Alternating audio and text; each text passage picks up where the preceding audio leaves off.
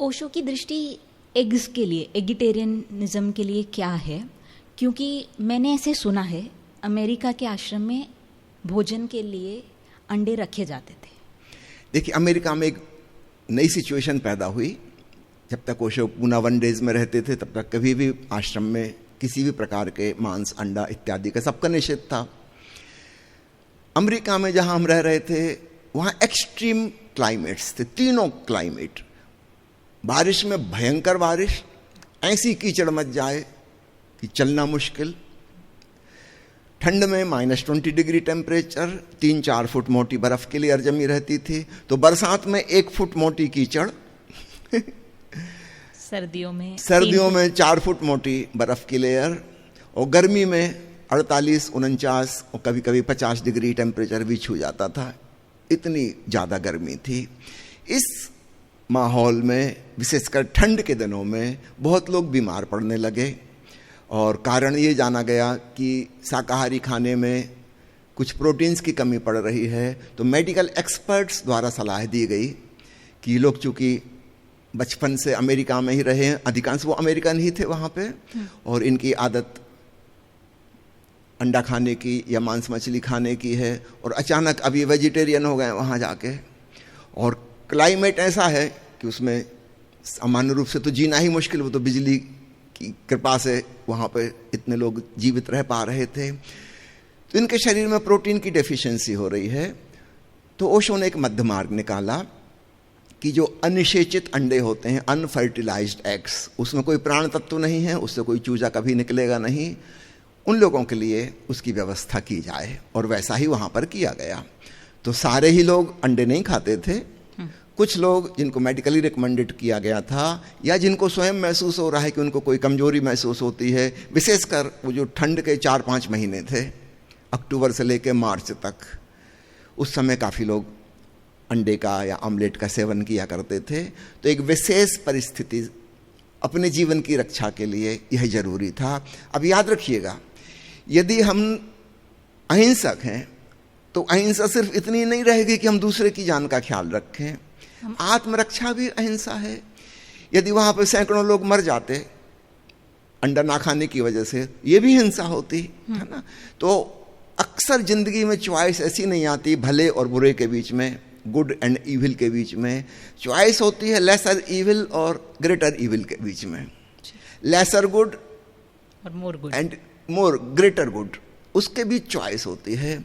तो ओशो ने विवेकपूर्वक वहाँ पर लेसर इविल चुना कि अनफर्टिलाइज्ड एग्स वो लोग खाएं जिनको कमजोरी महसूस होती है। बट इन नॉर्मल सिनेरियो वो भी नहीं। देखिए, हम भारत में जी रहे हैं, यहाँ वैसा क्लाइमेट है नहीं, कभी -20 डिग्री यहाँ होता नहीं है, तो यहाँ कोई ज़रूरत नहीं है। और जिस प्रकार का भोजन यहाँ पर चलता है, विशेषकर सभी लोग दाल किसी न किसी रूप में लेते हैं, चना का इस्तेमाल करते हैं। साउथ के लोग जो हैं वो सांभर ले रहे हैं, उसमें दाल है, पर्याप्त प्रोटीन है। दूसरी उत्तर भारत में दाल चावल खूब खाया जाता है, दाल किसी न किसी रूप से आ जाती है, चना भी आ जाता है भोजन में, मूंगफली आ जाती है। और पिछले 40-50 सालों से धीरे धीरे सोयाबीन की खपत बहुत बढ़ी है। हमारे देश में पहले सोयाबीन नहीं था, चाइना से नया बीज आया था। लेकिन इसमें मांस से भी ज़्यादा प्रोटीन है। मांस में जितने % है उससे 4% ज़्यादा प्रोटीन सोयाबीन में है। तो हमको अगर चॉइस करनी है तो हम लेसर इविल चुनेंगे। सोयाबीन का आहार करो, विभिन्न प्रकार की दालों का इस्तेमाल करो, चने का इस्तेमाल करो, इतना पर्याप्त है। मुझे तो आज तक कभी प्रोटीन की कमी नहीं हुई। तो क्या अनफर्टिलाइज्ड एग्स खाने में भी हिंसा है? देखिए, हिंसा तो गाजर, मटर, आलू खाने में भी है। वो पेड़ पौधे उनमें भी जान थी, है ना। जब हमने आलू को उखाड़ा तो हमने उसके वृक्ष को भी मारा। खेती किसानी कर रहे हैं, फल फूल का सेवन कर रहे हैं, हिंसा उसमें भी है। लेकिन सवाल ये है कि हमको भोजन तो कुछ तो करना होगा, नहीं तो हम मर जाएंगे, उसमें भी हिंसा होगी। अब मनुष्य मरे कि आलू मटर मरे, गेहूं चावल मरे, इसमें से चुनना होगा। तो हम पाएंगे गेहूं की लाइफ तो वैसे ही 3 महीने की है, चावल के पौधे की लाइफ वैसे ही 3 महीने की है। और जब वो पक गया, सूख गया, तब उसको वहाँ से तोड़ा और काटा गया है। वो तो मर ही चुका एक प्रकार से। अब उसके भोजन में हिंसा तो उसमें भी है लेकिन कम है। तो जैसा मैंने पहले कहा था कि ग्रेटर इविल लेसर इविल में हमें चुनाव करना होता है। कई बार मैं मजाक में कहता हूँ कि मांसाहार से बेहतर है शाकाहार, और भविष्य में यह संभव है कि शाकाहार से भी बेहतर सूर्याहार हो जाए जी। एक नया शब्द। जब पेड़ पौधे ये देखते हैं हरे हरे पत्ते, इनमें क्लोरोप्लास्ट है, वो सीधा भोजन सूरज की किरणों से बना लेते हैं, तो हम भी क्यों नहीं बना सकते।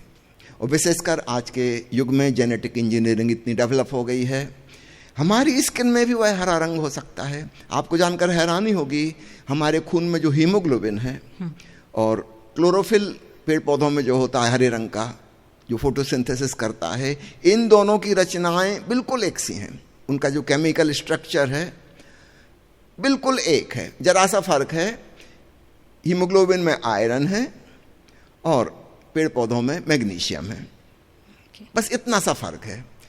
तो उसको रिप्लेस किया जा सकता है जेनेटिक इंजीनियरिंग के द्वारा। वैज्ञानिक ऑलरेडी प्राणियों पर प्रयोग कर चुके हैं, हरे रंग के चूहे बना चुके हैं वो, है ना, जो सीधा ही फोटोसिंथेसिस कर लेंगे। उनको बहुत थोड़ा बहुत खाने की जरूरत पड़ेगी, अधिकांश ऊर्जा उनको उससे मिल जाएगी। मनुष्यों में भी यह प्रयोग किया जा सकता है। तो मैं मजाक में कहता हूँ, अच्छा गोरे काले का भेद भी खत्म हो जाएगा, सब हरे रंग के लोग रहेंगे। जब भूख लगी थोड़ा धूप में जाके खड़े हो गए तो न केवल विटामिन डी बना, अपने को कैलोरीज भी मिल गई। हो सकता है अपने को कुछ 2-4 गोलियां कैप्सूल कुछ विटामिन के, मिनरल्स के कुछ खाने पड़े। अधिकांश चीज तो सूरज से बन सकती है, क्योंकि हमारे भोजन का अधिकांश हिस्सा तो पेड़ पौधों से आ रहा है, उन्होंने सूरज से ग्रहण किया है। अब जरा समझें कि सूर्याहार में बिल्कुल भी हिंसा नहीं होगी, मांसाहार में डबल हिंसा हो रही थी, क्योंकि सूरज से पेड़ पौधे भोजन बना रहे थे, उन पेड़ पौधों को कोई भेड़ बकरी खा रहे थे, फिर इन भेड़ बकरी को इंसान खा रहे थे। तो जब एक बकरी का मांस किसी ने खाया, इसमें बहुत हिंसा हुई, क्योंकि उसका 1 किलो मांस बनाने के लिए 40-50 किलो पेड़ पौधे बर्बाद किए गए, तब जाकर उसका 1 किलो मांस बना था। और ये 50 किलो पेड़ पौधे के विकसित होने में कई महीने लगे थे, उन्होंने सूरज से बनाया था। तो इसमें डबल ट्रिपल हिंसा हो गई। सूरज से पेड़ पौधे बने, फिर पेड़ पौधों को मारा गया, उन भेड़ बकरियों ने खाया, सुअर ने खाया, फिर उनको आदमियों ने खाया, ज़्यादा हिंसा हो गई। अगर हम डायरेक्ट पेड़ पौधे से चीज़ ले सकते हैं तो बीच में जानवरों को क्यों मारना। हाँ।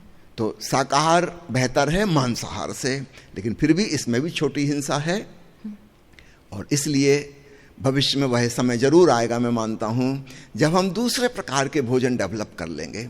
ऑलरेडी इस दिशा में काफ़ी काम चल रहा है, और ऐसा लग रहा है कि बैक्टीरिया और फंगस और पानी में जो काई होती ना, शैवाल जिसको बोलते हैं, इनके द्वारा तीव्र गति से फोटोसिंथेसिस हो सकती है।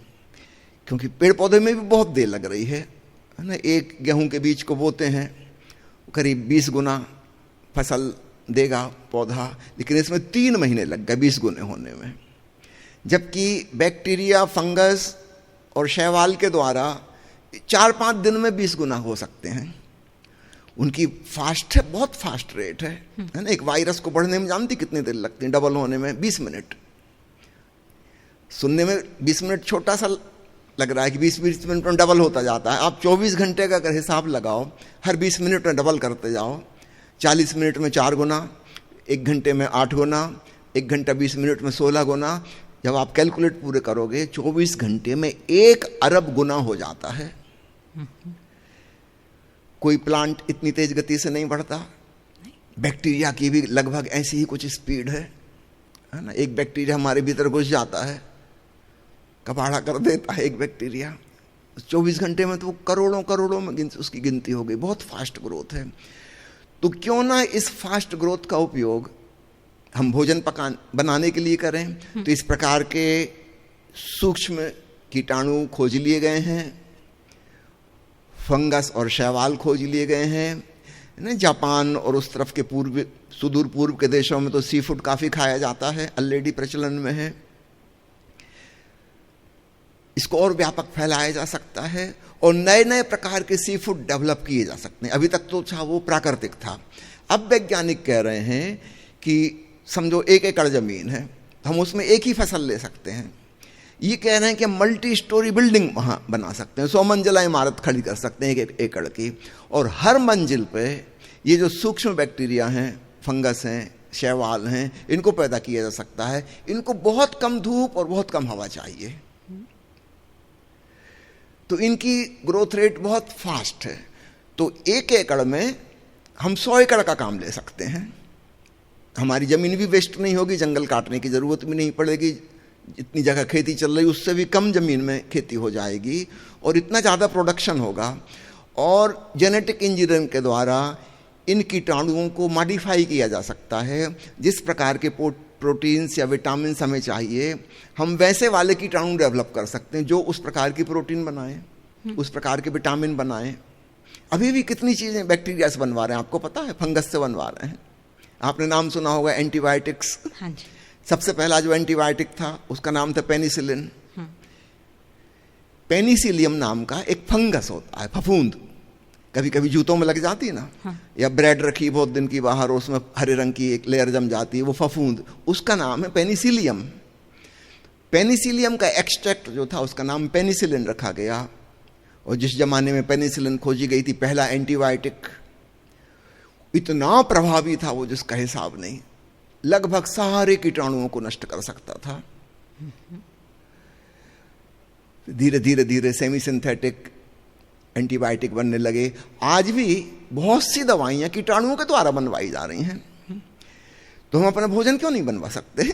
सिर्फ सोच की बात है।